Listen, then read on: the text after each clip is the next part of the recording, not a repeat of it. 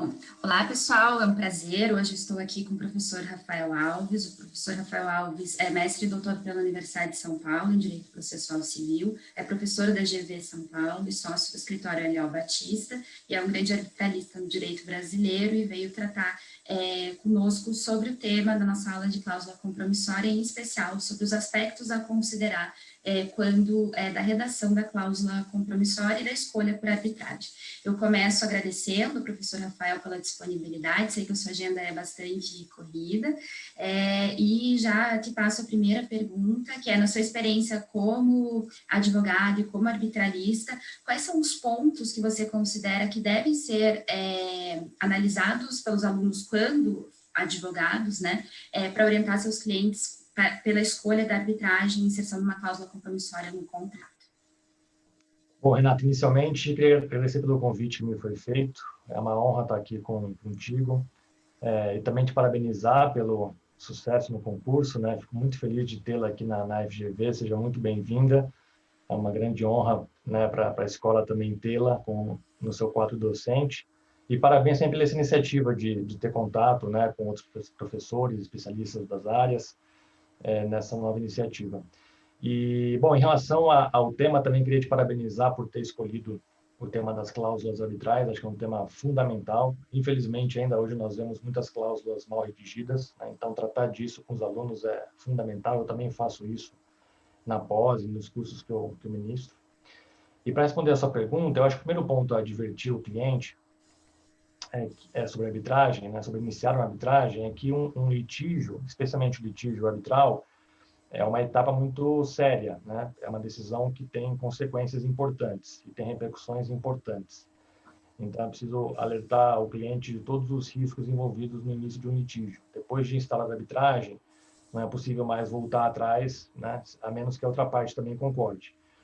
Ou seja, deflagrado litígio, se a outra parte quiser, vai até a sentença arbitral, né? Então, é uma situação grave que tem repercussões importantes na vida de qualquer empresa. Dentre essas repercussões, um ponto importante para alertar são os custos, né? As câmaras têm custos distintos, que costumam variar de acordo com o valor da disputa, e a empresa pode ter um desembolso de caixa relevante. A depender do tamanho da disputa, ela pode ter um desembolso de caixa relevante no curto prazo, em 30 dias, 60 dias, tem que fazer frente às custas da arbitragem, porque as câmaras costumam solicitar às partes que antecipem o pagamento de taxa administrativa, despesas, e também honorários dos árbitros, né, que é uma parte significativa dos custos. Então, esse é um ponto importante para alertar o cliente, né, além das consequências jurídicas de iniciar um litígio, também as consequências econômicas. E um outro ponto importante, que é sempre bom de alertar no começo, é explicar que a arbitragem não tem recurso.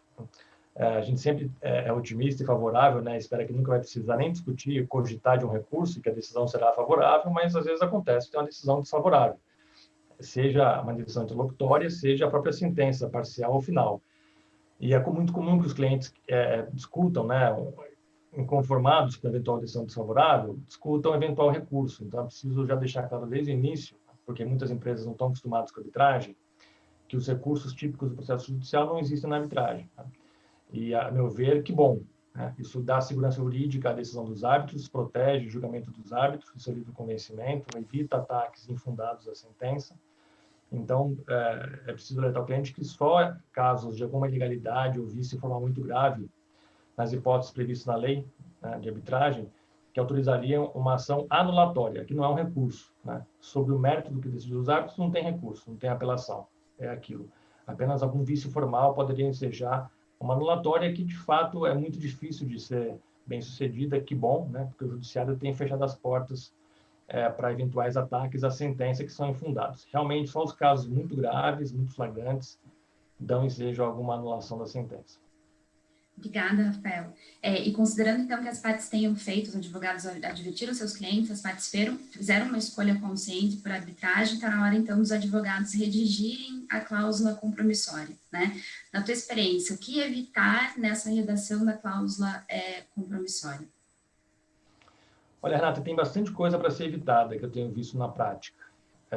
A gente acha que a arbitragem hoje no Brasil, que tem praticamente quase 25 anos, né, já está consolidada e que alguns erros não são cometidos mais, mas é um mito, é uma falsa impressão. Infelizmente, os erros ainda acontecem, erros primários, inclusive na redação de cláusulas. Então, eu teria muita coisa para falar, mas vou focar num ponto só, que é a minha recomendação para que sejam evitadas as cláusulas patológicas. O que são cláusulas patológicas? Alguns até também equivalem a essa expressão a cláusulas vazias, né? Para facilitar a conversa, vamos tentar equivaler as duas, né? Então, cláusulas arbitrais patológicas ou vazias, o que são? São aquelas cláusulas que não te levam até o árbitro. Uma cláusula arbitral é saudável quando ela te dá o árbitro, seja o árbitro único, seja o tribunal arbitral com 3 árbitros, que é o mais comum. Porque chegando no árbitro, o árbitro tem jurisdição e tem autoridade. E pela lei, ele pode suprir todas as demais lacunas, problemas que existem na cláusula, né? De comum acordo, evidentemente, com as partes, mas alguma lacuna da cláusula ele pode suprir por decisão, né? É uma questão procedimental e por aí vai. Sem ter o árbitro, eu não consigo fazer isso. Sem ter o árbitro, sem chegar até ele, eu preciso do judiciário. Então, uma cláusula patológica, quando ela exige a presença do juiz para corrigir ou sanar alguma irregularidade para poder instituir a arbitragem. Tá? Instituir a arbitragem pelo artigo 19. Quando é que a arbitragem está instituída? Quando o árbitro único confirma que aceita o encargo, ou quando o presidente ou a presidente do tribunal arbitral confirmam que aceita o encargo. A partir desse momento, o tribunal está constituído e a arbitragem está instituída para fins do artigo 19, começou o processo arbitral, inclusive com efeitos importantes, de interrupção da prescrição, retroagindo até o requerimento, mas, enfim, esse é um marco temporal importante. A cláusula patológica, ela não permite a instituição da arbitragem. Eu não consigo chegar lá, né? Não consigo começar o processo arbitral. E aí eu preciso do judiciário, via de regra, pela ação do artigo 7º, que é basicamente uma ação que tem um rito especial para suprir as eficiências da cláusula, né? Tornar uma cláusula patológica numa cláusula saudável. E a sentença do juiz é tida como compromisso arbitral judicial. Só que essa ação do artigo 7º é muito tormentosa, além de ser custosa, é muito demorada. Tem casos que demoraram 7, 8 anos, até o STJ discutindo o artigo 7º. Você vê, imagina ficar 7 anos discutindo onde você vai litigar, na arbitragem ou no judiciário, eventualmente, né? Então, é difícil para o cliente entender. Ter 7 anos para depois começar a arbitragem. Você imagina que o conflito já, nesse momento, já deflagrou, já piorou, já se escalou, né? Já rompeu relações, já destruiu o valor das empresas. Então, é muito ruim. A cláusula patológica é muito ruim. Ela até seria melhor se não tivesse sido feita a opção pela arbitragem, tivesse sido feita a eleição de foro judicial, porque a cláusula vazia coloca as partes num limbo. Quando ela tem a inequívoca escolha da arbitragem, as partes estão presas à arbitragem, né? Estão casadas com a arbitragem. Se a cláusula é uma cláusula arbitral e, portanto, tem uma escolha inequívoca de se submeter à arbitragem, não tem como escapar. É uma cláusula arbitral, vai incidir a lei de arbitragem. Só que se ela for vazia, vai obrigar as partes a irem para o artigo 7º. Então, elas ficam nesse limbo, né? Que elas são presas na arbitragem, mas não conseguem começar a arbitragem. Como é que você evita a cláusula patológica? É simples, é só dizer como é que o árbitro é nomeado, como é que você constitui o tribunal arbitral. E o modo mais fácil de fazer isso, que eu recomendo, é indicar uma arbitragem institucional, de acordo com o regulamento de arbitragem de alguma das câmaras que existem, são diversas câmaras excelentes, aqui no Brasil, inclusive, com reputação internacional, basta escolher a Câmara, indicar qual é a Câmara e dizer que você aplica o seu regulamento. Acabou, está resolvida a situação. E por incrível que pareça, uma coisa tão simples assim, ainda hoje, nós vemos cláusulas vazias que não dizem como é que começa a arbitragem, enfim. Então, eu fico muito triste de ver isso, e daí a nossa importância de ter essa conversa e sempre fazer o trabalho de conscientizar e de informar a esse respeito. Um dos exercícios que a gente fez na aula foi justamente os alunos divididos em grupos analisaram os sites das principais câmaras que têm modelos de cláusulas, né? Então, essas cláusulas podem ser retiradas a própria Câmara disponibiliza, e na dúvida é melhor ficar com o mais simples do que tentar inventar uma cláusula complexa. Isso já me leva para a minha terceira pergunta, né? Uma cláusula mais complexa, né? Ou uma cláusula de redação mais simples, como a que você sugeriu, né? Quais os perigos de cada uma, né? Em especial essas cláusulas complexas em que as partes elas acabam inserindo algumas questões que fogem do comum, como a arbitragem institucional por uma câmara, mas regida por outras regras que não as regras daquele regimento, ou numa situação que eu particularmente nunca vi, mas sei que já aconteceu, as partes estabelecerem a possibilidade de recurso dentro da arbitragem, né? Criar, então, situações mais complexas, fugindo de um padrão, né? Quais os perigos que isso pode causar no transcurso da arbitragem? Olha, Renata, sem dúvida, entre a complexidade e a simplicidade na cláusula arbitral, eu voto pela simplicidade. Claro que o ideal seria, num caso complexo, você saber tornar a cláusula um pouco mais completa, né? Mas para dar complexidade é preciso conhecer muito, né? Para evitar algum erro. Então, na dúvida, vai para o simples. E o mais simples que tem, você já mencionou, é utilizar as cláusulas modelo das próprias câmaras. Se você fizer aquela cláusula padrão deles, dificilmente vai dar errado, né? Vai ser uma cláusula cheia e bem redigida. Sobre o restante, né? Eu tenho visto muitas cláusulas muito cheias, assim, muito complexas, não cláusula cheia no sentido próprio, mas muito cheia de coisa, né? Que são desnecessárias. Porque não precisa ficar repetindo as coisas que estão na lei, por exemplo. A sentença será final e definitiva. Assim, a sentença arbitral, por definição, é final e definitiva e vincula as partes. Não precisa dizer que não cabe recurso, não cabe recurso, né? Está na lei. Não precisa dizer, se você elege a lei aplicável, né, diz que a arbitragem será resolvida pelo direito brasileiro, não precisa dizer que não vai ser por equidade, porque na nossa lei só será por equidade se as partes escolherem, né? Quando as partes escolhem que será por direito, é do direito a arbitragem. Então, eu tenho visto muitas cláusulas que têm, às vezes, 2, 3 páginas, repetindo coisas da lei, e às vezes repetem com termos equivocados, e aí criam confusão, criam ambiguidade, né? Daí a dificuldade de fazer cláusulas complexas. Então, o ideal é que ela tenha, basicamente, a escolha de como é que você institui a arbitragem, pode ser escolha da Câmara ou arbitragem ad hoc, com as regras específicas. Eu recomendo que se coloque 1 ou 3 árbitros, a depender do caso, né, que se faça a escolha desde logo na cláusula, e o padrão aqui no Brasil são os 3 árbitros. E também acho que convém indicar as leis aplicáveis ao mérito, ao procedimento arbitral, a própria cláusula arbitral, que tem uma lei aplicável distinta, acho que vale a pena mencionar também a lei aplicável à cláusula. O ideal é que essas leis todas sejam as mesmas, né? Então, dizer que, por exemplo, se aplica a lei brasileira para todas essas questões, procedimento arbitral, mérito e cláusula arbitral. Também a indicação de idioma, português, por exemplo. E a sede é super importante. Então, dizer qual é a sede da arbitragem, né? Normalmente são algumas das capitais brasileiras. Com isso, a cláusula está completa, é uma cláusula suficiente. Além disso, talvez a eleição de foro para cautelares pré-arbitrais, mas aí tem que tomar cuidado com a eleição de foro, tem que ter uma redação específica, talvez discutir que a arbitragem vai ser confidencial, pode ser, já são elementos acessórios, né? Mas, além disso, não. E evitar o que você disse, né? De colocar uma Câmara administrando com regras de outra, né? Essas questões são muito ruins. Então, eu sempre digo, a cláusula arbitral não é o local para ser criativo, é o local de simplicidade, né? A criatividade na cláusula arbitral traz muitos problemas na hora de resolver um litígio. E aproveitando o gancho que você falou que a sentença arbitral ela é definitiva, né? Chegado num ponto que foi discutido na aula, como eu te disse, que é o RESP 1.569.422, também conhecido como caso Norsul, em que o STJ entendeu que o que conceitua a arbitragem, né, o que qualifica a arbitragem é a existência de um terceiro que decide de uma forma definitiva determinada questão. Né? E aí considerou, havendo litígio entre as partes quanto à interpretação de determinada cláusula, que uma cláusula que falava em arbitramento, né, seria decidido o arbitramento dos valores das ações, foi considerada como cláusula compromissória. Né?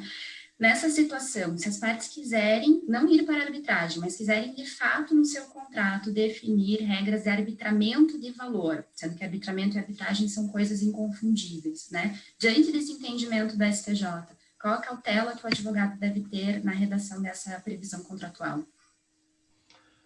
Olha, Renata, essa decisão foi muito criticada, né, na comunidade da arbitragem, e o STJ entendeu que as expressões decisão final, vinculante e definitiva, por si só, caracterizavam a presença de cláusula compromissória. Teve votos vencidos, né? Mas ainda assim, por maioria, se decidiu que a expressão decisão final, vinculante e definitiva levaria à configuração da cláusula arbitral. Então, para o futuro, né, já que temos que, claro, respeitar as decisões do STJ, para o futuro, o que é recomendável? Evitar, quando se trata de arbitramento, E é muito comum, né, em operações de M&A, você contar com experts que às vezes definem não só o preço da ação, mas valor de contingências. Isso é muito comum, isso é corriqueiro, né? A maior parte dos contratos de compra e venda de empresas tem algum tipo de arbitramento por expert em algum momento. Normalmente são contingências, né, que são arbitráveis ou sujeitas a arbitramento.